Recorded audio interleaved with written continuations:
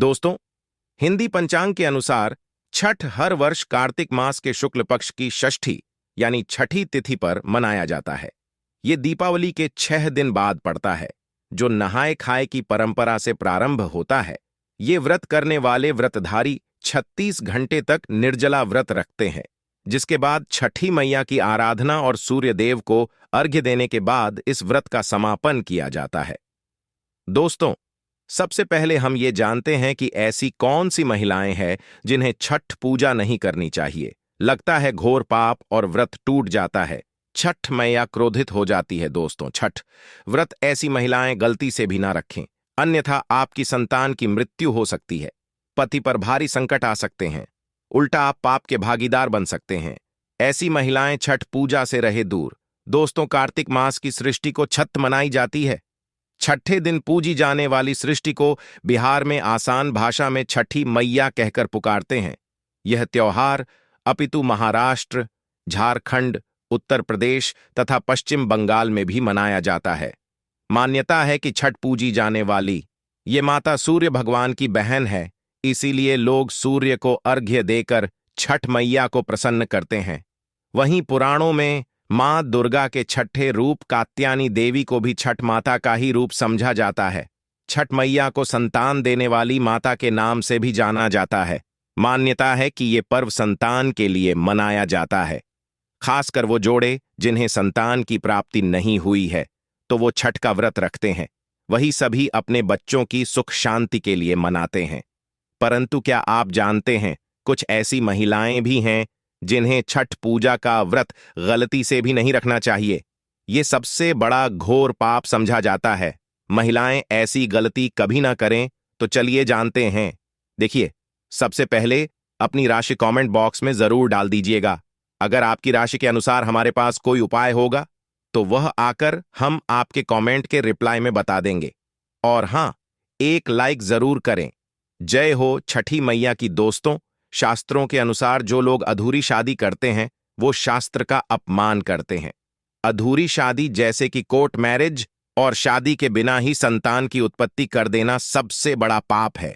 ऐसे में छठ पूजा का व्रत ऐसे लोगों को अपनी संतान के लिए कभी नहीं रखना चाहिए, क्योंकि आपने हिंदू रीति रिवाजों के अनुसार 7 फेरे नहीं लिए हैं। और वहीं बिन शादी के जब ऐसे लोग साथ में रहते हैं, तो समाज में ऐसा रिश्ता कलंकित होता है। दोस्तों, बहुत से लोग ऐसे हैं जो भाग कर शादी करते और परिवार को दुखी कर देते हैं। माता पिता को समाज में कलंकित कर देते हैं, माता पिता को रुलाते हैं, परिवार को रुलाते हैं, समाज को बदनाम करते हैं। ऐसे लोग पूरे जनजीवन समस्त संसार के लिए श्रापित हैं।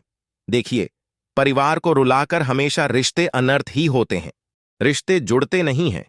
इसीलिए जो लोग भाग कर शादी करते हैं और कोर्ट मैरिज कर लेते हैं, 7 फेरे नहीं लेते हैं, हिंदू रीति रिवाज के साथ शादी नहीं करते, विवाह नहीं करते, तो के लिए यह व्रत उचित नहीं है।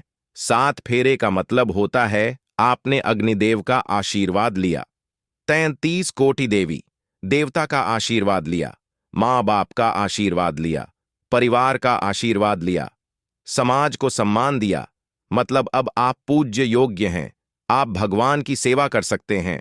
आप कोई भी व्रत आदि घमंड के साथ कर सकते हैं। अगर जिस स्त्री को हल्दी ना लगी हो, जिस पुरुष को हल्दी ना लगी हो, ऐसा विवाह भी अशुभ होता है। शादी में हल्दी जरूर आना चाहिए, तभी ही आप व्रत आदि रख सकते हैं, पूजा पाठ कर सकते हैं, किसी भी मांगलिक कार्य में आप शामिल हो सकते हैं। इसीलिए ऐसी स्त्री किसी भी धार्मिक कार्य में तभी सफल शामिल हो सकती है जब वो अग्नि के साथ फेरे ले लें। ऐसी शादी को ही शास्त्रों में सर्वश्रेष्ठ समझा जाता है। ऐसे में अगर आपकी अधूरी शादी है, तो आप छठ पूजा कभी ना करें। आपके ऐसा करने से छठी मैया का अपमान समझा जाएगा और आपको पाप लग सकता है। दोस्तों, शास्त्रों के अनुसार इस व्रत को सच्चे मन से रखना चाहिए। अगर कोई महिला शौक में यानी बेमन से इस व्रत को रखती है, तो उसके पति या संत मृत्यु या उन पर कष्ट आ सकते हैं। सच्ची श्रद्धा के साथ छठ पूजा का व्रत रखना चाहिए। इस व्रत के सफल होने से संतान सुख की प्राप्ति होती है, संतान को कष्ट कभी नहीं आते।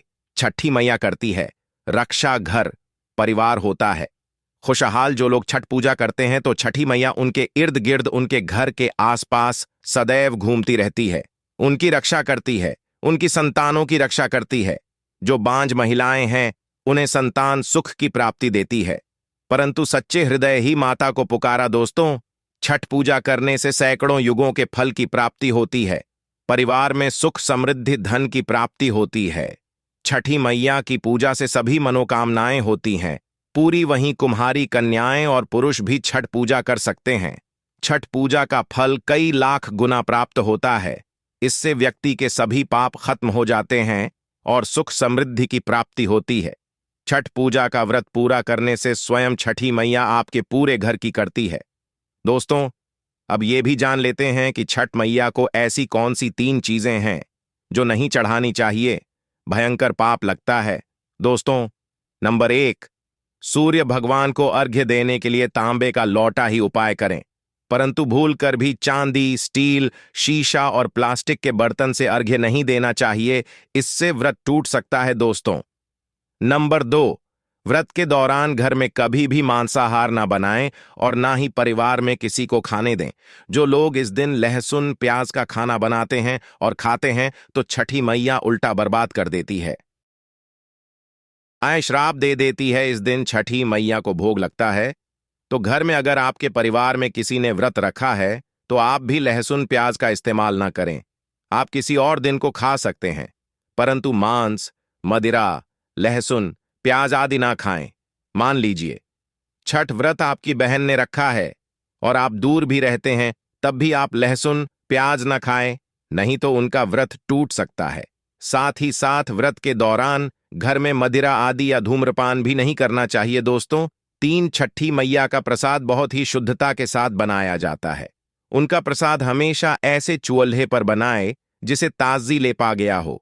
अगर गैस पर बना रहे हो तो गैस स्टोव को अच्छी तरह से धो लें, पहले से बने चूल्हे पर कभी प्रसाद ना बनाए, इसके लिए नया चूल्हा ही बनाए।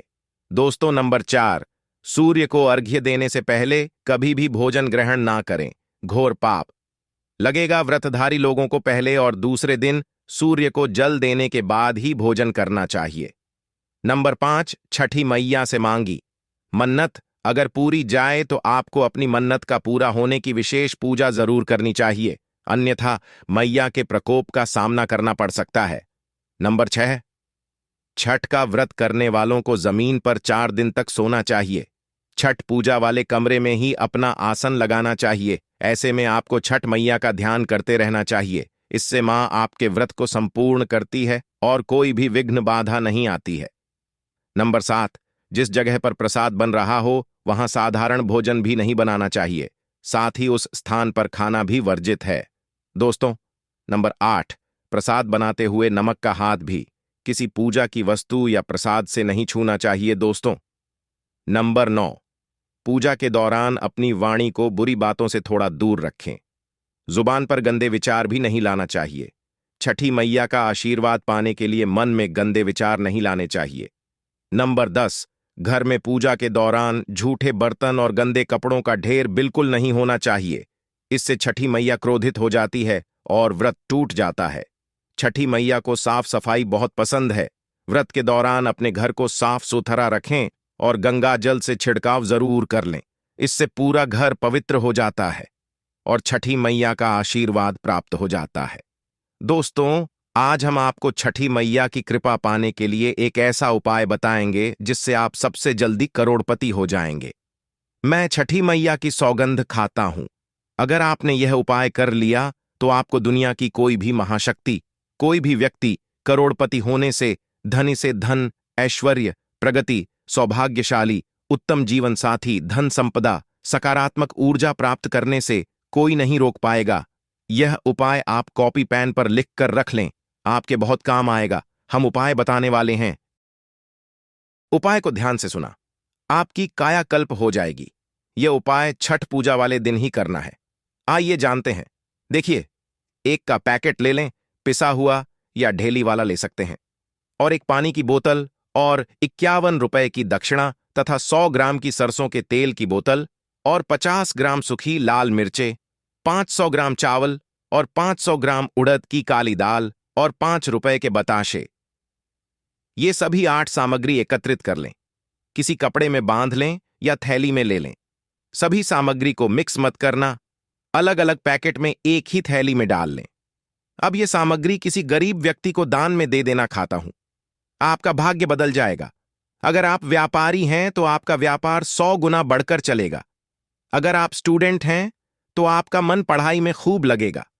सरकारी जॉब लगेगी, संतान की प्राप्ति होगी, विवाह में हो रही देरी तो वह भी पूरी हो जाती है। अगर बीमार व्यक्ति आपके घर में कोई हो और खाट पर पड़ा है तो ये दान करें, वह तुरंत ठीक हो जाएगा। बहुत फर्क पड़ेगा दोस्तों। ये उपाय हम भी जरूर करते हैं और हम जरूर करेंगे। हमें छठी मैया की कृपा साक्षात प्राप्त हुई है। यह उपाय सैकड़ों साल से हमारे बुजुर्ग करते चले आ रहे हैं और यह उपाय मैं जरूर करता हूं। आप यह कार्य पूर्णिमा अमावस्या पर भी कर सकते हैं। दोस्तों, आप में से कौन कौन छठी मैया का आशीर्वाद पाना चाहता है तो सच्चे दिल से कमेंट बॉक्स में लिखें, जय हो छठी मैया की। छठ मैया के लिए एक लाइक तो बनता